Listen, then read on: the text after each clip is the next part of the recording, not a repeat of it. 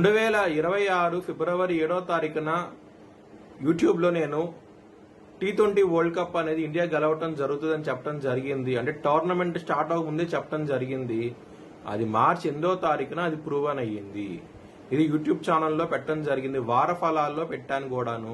మీ కింద డిస్క్రిప్షన్లో లింక్ ఉంటుంది. నిజమా కాదా అనుకుంటే కనుక లింక్ ఓపెన్ చేసి చూడండి. జై శ్రీరామ్.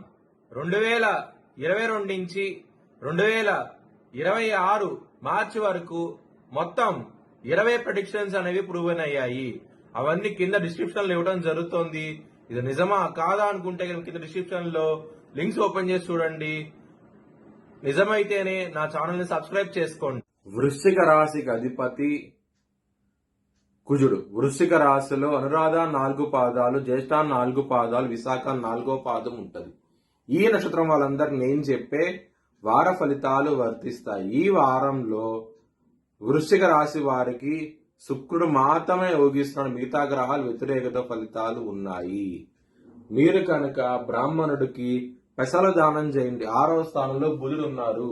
బుద్ధి బలం అనేది తక్కువగా ఉంటది. కొంచెం జాగ్రత్తగా ఉండండి. డిసిషన్ మేకింగ్ ని వాయిదా వేయటం మంచిది. లక్ష్మీదేవి ఆరాధించండి. వారంలో చాలా మంచి ఫలితాలు ఉంటాయి. కుటుంబాధిపతి అయిన గురువు 8వ స్థానంలో ఉన్నారు. ఇబ్బందులుంటాయి. 2వ స్థానం మీద శని దృష్టి ఉన్నది. ఇబ్బందులుంటాయి.